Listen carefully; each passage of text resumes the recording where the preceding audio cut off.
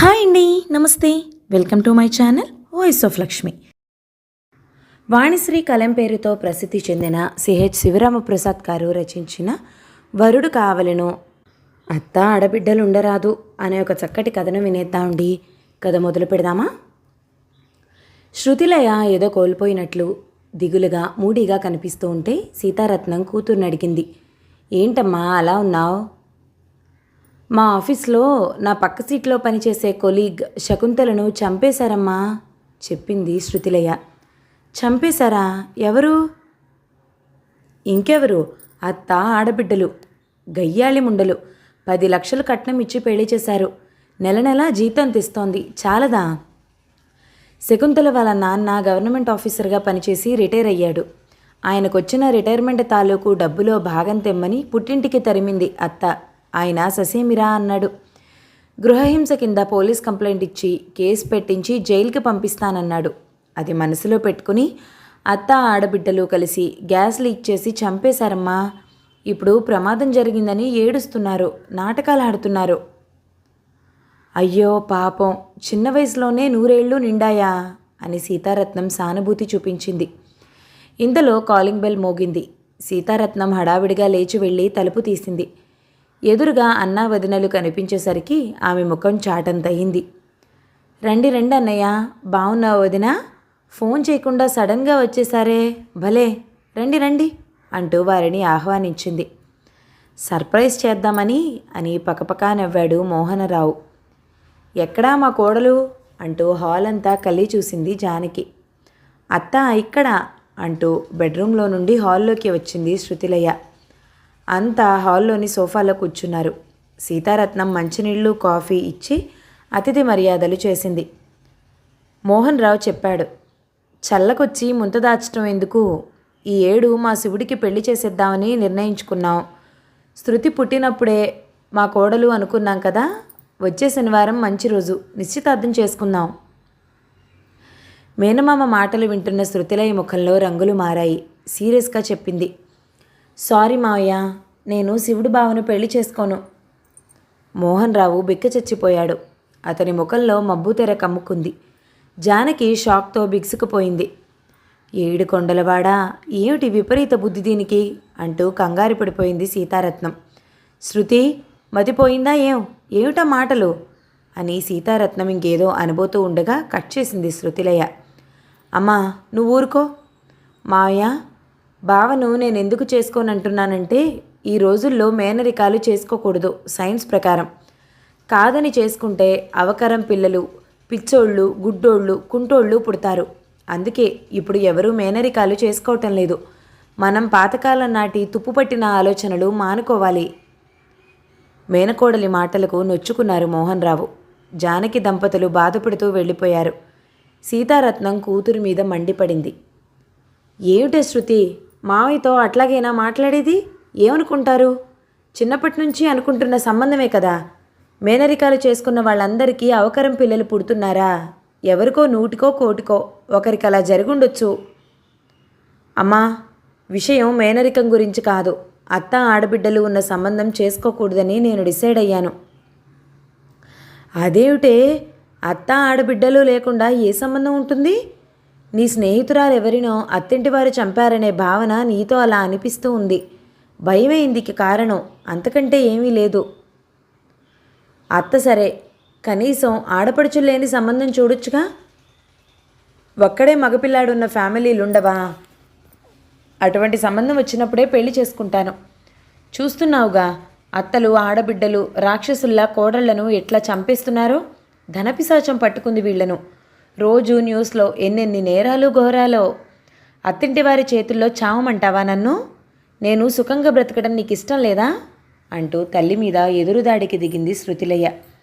శృతి, నా మాట విను. శివుడు మేకపిల్ల లాంటివాడు. నిన్ను పువ్వుల్లో పెట్టి చూసుకుంటాడు. సొంత మేనమామ, అత్త ఆడబిడ్డలు రక్త సంబంధికులు, వాళ్ళు నీకు అపకారం చేస్తారా అని పిచ్చి కానీ. అమ్మా, పిచ్చిదానివి నువ్వు.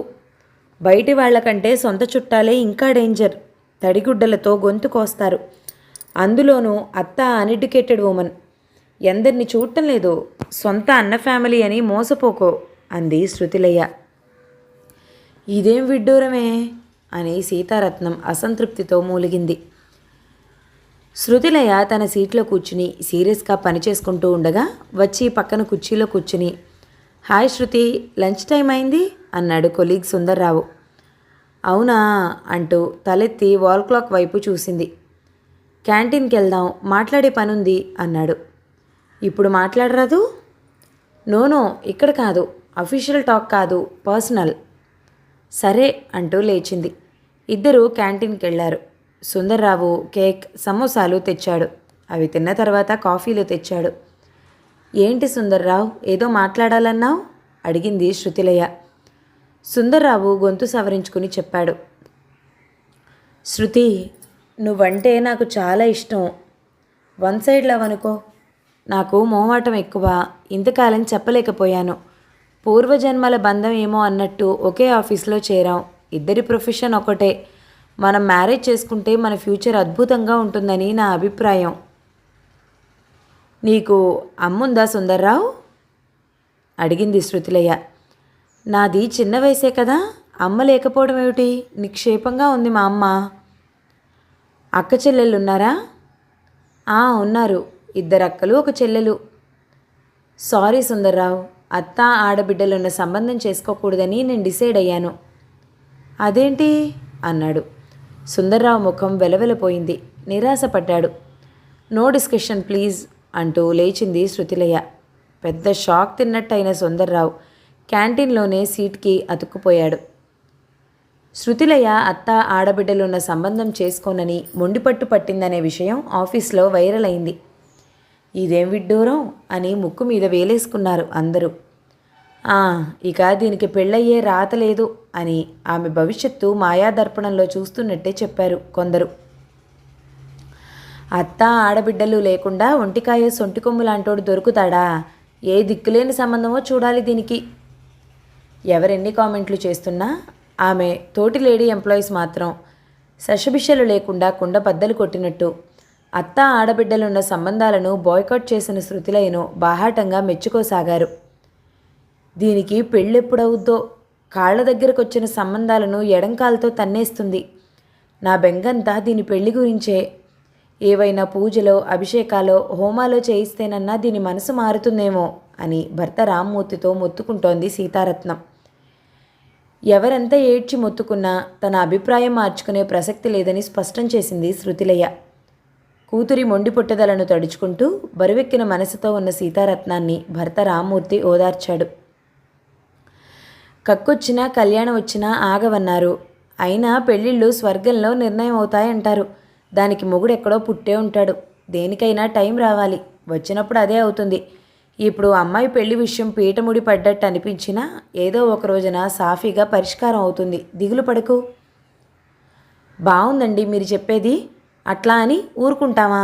మన ప్రయత్నం మనం చెయ్యాలి కదా అంది సీతారత్నం. కూతురు పెళ్లి జిగటగా మొదలై బిగుసుకుపోతున్నదని ఆమెకు ఆందోళనగా ఉన్నది. మనమేం చేస్తాం? అయినా నువ్వెందుకు భయపడుతున్నావు? మగపిల్లాడైతే పెళ్లి కాదేమో, ముదిరిపోతున్నాడు, నెత్తిమీద వెంట్రుకలు ఊడిపోయి బట్టతలు వస్తుంది అని భయపడాలి. ఆడపిల్ల పెళ్లికి ప్రాబ్లం ఏమిటి? చూస్తున్నావుగా పెళ్లి కాని ప్రసాదులు అమ్మాయి చుట్టూ ఎట్లా తిరుగుతున్నారో. ఆలస్యంగానైనా పెళ్ళవుద్ది, నువ్వేం వర్రీ అవ్వకు రామ్మూర్తి భార్యను అనునయిస్తూ చెప్పాడు. అది సరేనండి, ఎందుకైనా మంచిది. మన వాళ్ళ మ్యారేజ్ బ్యూరోలో రిజిస్ట్రేషన్ చేయించండి, ఫ్రీ రిజిస్ట్రేషన్ అట. సరే సరే అన్నాడు రామ్మూర్తి.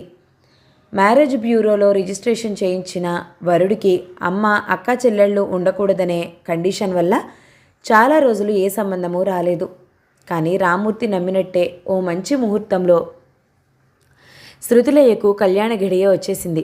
ఒకరోజు ఆమె బాస్ రమ్మని కబురు చేస్తే వెళ్ళింది. శృతి, మీట్ మిస్టర్ వినోద్. మా బావగారి కంపెనీ రామ్దేవ్ కన్స్ట్రక్షన్స్లో జూనియర్ ఇంజనీర్, అనాథాశ్రమంలో పెరిగాడు. నో మదర్, నో సిస్టర్స్, నీకు సూటబుల్ మ్యాచ్ అన్నాడు. వినోద్ హాయ్ శృతిలయ గారు అంటూ పలకరించాడు. అతను సన్నగా పొడుగ్గా మంచి కళగల ముఖంతో చూడటానికి అందంగా కనిపించాడు. శృతిలయ గ్రీన్ సిగ్నల్ ఇచ్చింది. తర్వాత శృతిలయకు వినోద్కు పెళ్ళయింది. కొత్త దంపతులు కాపురం పెట్టారు. శృతిలయ గర్భవతి అయింది.